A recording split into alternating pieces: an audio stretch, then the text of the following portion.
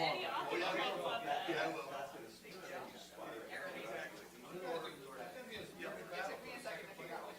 It's probably the power you get. That I wish it was. I wish it was advanced because I started out in this game and like it has no stats. It's one of the first things I've ever written.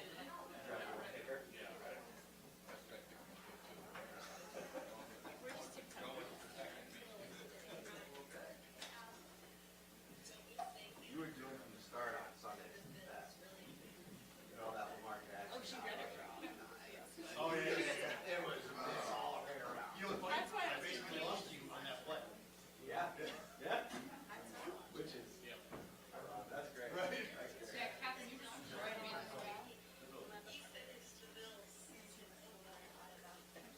Yeah, we need more identification of these so we all know who we're playing.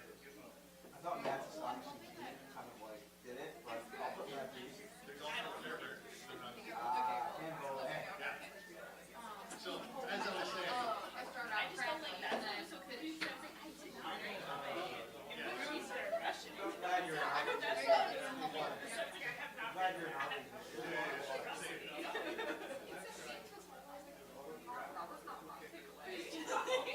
It's the literal opposite.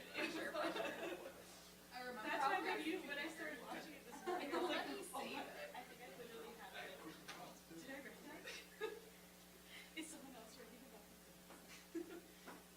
Oh, I can save it. so you anybody try?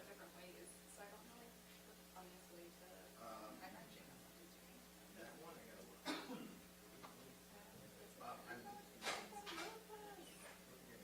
Tis me.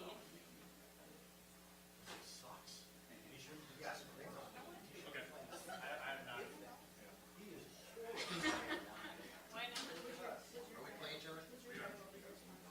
As you said, you're one of the people that you honestly like.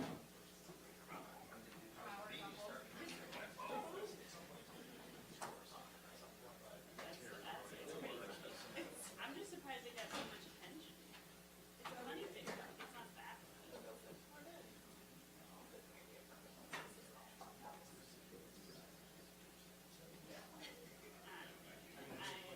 Sometimes I forget that people actually read me.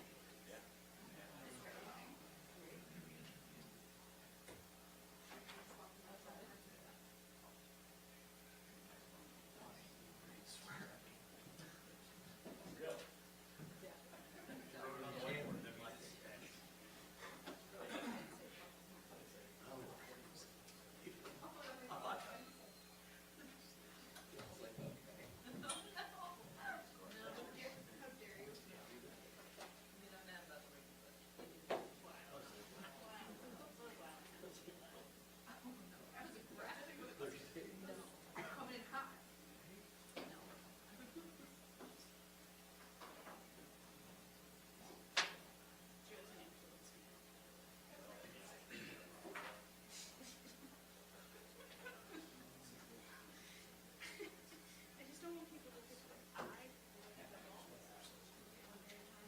I'll follow it up. No, you do not. Me too. She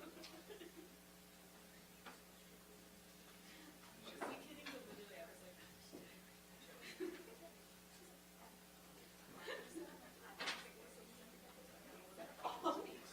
it's everyone's smile.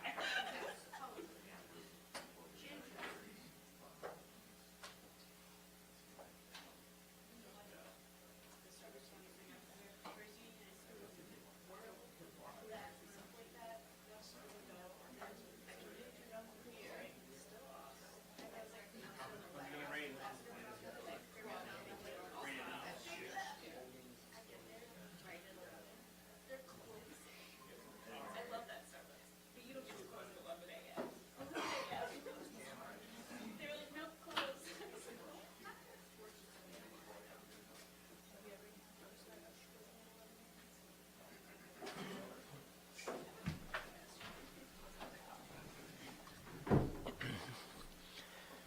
Okay, I'll give you the injury update right now. So these players will not practice.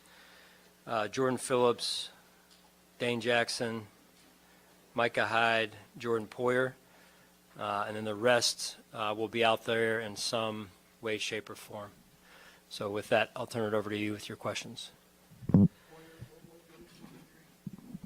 Foot. So given what you just read here, how concerned you've got to face an offense that did what Miami did last week? Yeah, we believe in the next man up, and we'd love to have those guys out there. We'll see how it works out here. Ed was back to limited yesterday after not practicing last week. It seems like he's trending well. How is he doing? Do you have a timeline? Yeah, again, I'm just like I said earlier. I'm not going to get into the specifics on these guys, but just they'll be out there in some capacity, Catherine, and we'll see where it goes. Yeah. Sean, was the decision not to walk through yesterday, was that plan or was that based on kind of Just a little bit of both. A little bit of both. Coming off the short week and trying to get the guys some rest, and then some of the injuries also. Yeah. It's one thing to watch film and listen to your coaching staff, but how valuable, or how much of a factor is Kyer and Christian never facing a guy like Tyreek Hill, maybe play into the added challenge of going up against him? Yeah, I mean he's a once in a lifetime player with his speed and his ability to go up for the contested catches and everything, and they've got tremendous speed on offense. They put a lot of a great job putting them in position to be successful, and so it'll be a big challenge for us. What kind of growth have you seen from Greg Rousseau here early in the season? Yeah, I think Jay has really picked up where he left off last year. Very conscientious, hard worker, very detailed. He's a pro, so I think he's really making good progress, and he's playing confident football, and he and Von have a good relationship as well, and that's helped as well. What have you seen from that relationship? That was going to be my follow-up question. What have you seen from that relationship that has maybe benefited Greg? Well, I think just seeing it through the eyes of the helmet is how I like to say it, right? The perspective that a veteran player has, that's seen a lot of things flash in front of his face. Here's an overset. Here's a player, a blocker that's profiling you this way. Chips and things that come into play. So just, I think on the field at least, Jay, just some of those things that come through experience and coaches. We've got really good coaches. That said, that extra gravy on that and the detail that can come from a player like Von, it just helps immensely. Sean, similar question to AJ and Vanessa. We've talked a lot about how it took them a little while to get going. Do you see in year 3 the progress you were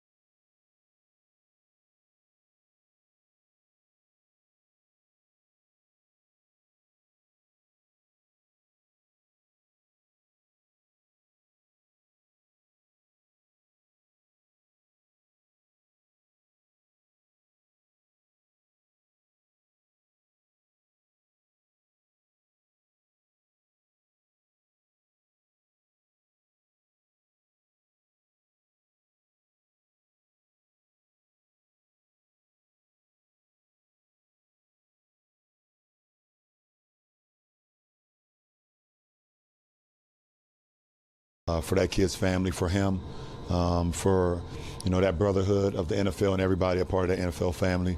It's definitely the right call by either whoever made that call, Roger Goodell, or whoever had an opportunity, the authority to make that call to suspend that.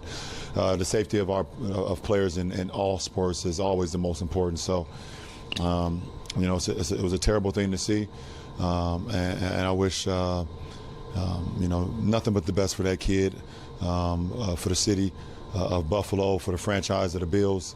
And like I said, for the rest of the NFL too as well, and also the Bengals that was there, playing in that game. So I'm a huge fan of the NFL. I'm a huge fan of football, and you never want to see anything like that happen, even in the type of competition that they're playing in. I hate to start on a heavy note, but watching what's going on with I think it's Damar Hamlin, prayers out for him. Boy, that's tough. It's tough when you see that in sports or in anything. So. That's a hard one. I want to say prayers up for the Bills' safety, man. I heard about it, I didn't see it, but I wish him and his family. We're praying for him, all of us in the locker room. Kevin Love actually hit me on it and make sure we all want to, from the Cavalier organization, we want to wish the best and praying if everything goes well. So I know you guys saw the Damar Hamlin stuff. Yeah, Donovan said some stuff after. Yeah, no, it's just. Did you see his agent tweet? I didn't. His agent said, that's why I was just vitals are back to normal and they're put a breathing tube down his throat. They are currently running tests. We will provide updates as we have them. It's scary, man. Just prayers to him and his family. That's tough. I don't even know what to say.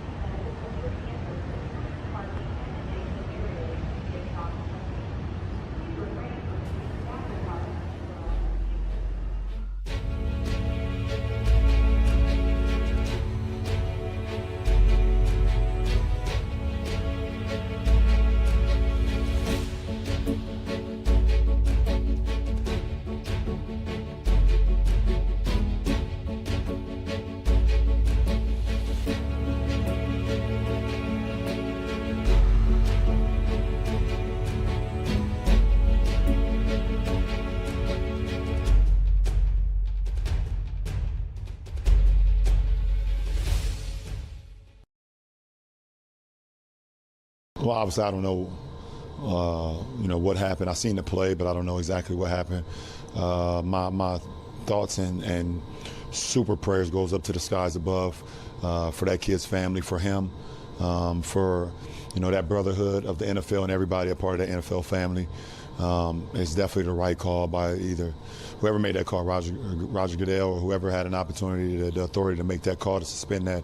The safety of our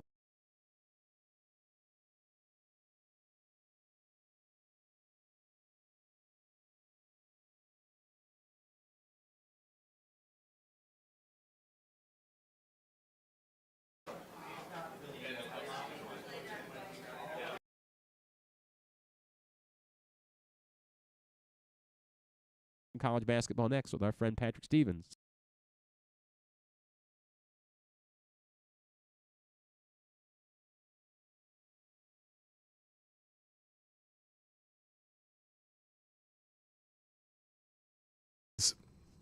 is this chain kind of in the Midwest.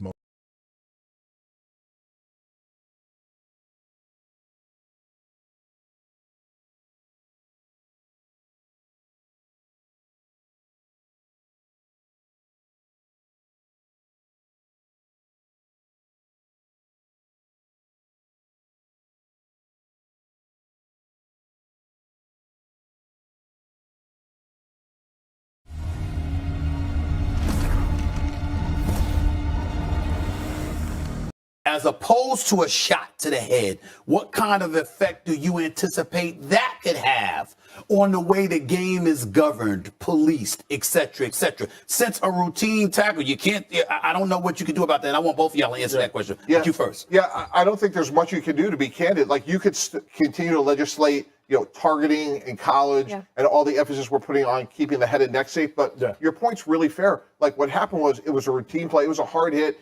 And what was even stunning to me, guys, was he stood up when it first happened and then collapsed. And obviously, the rest we know.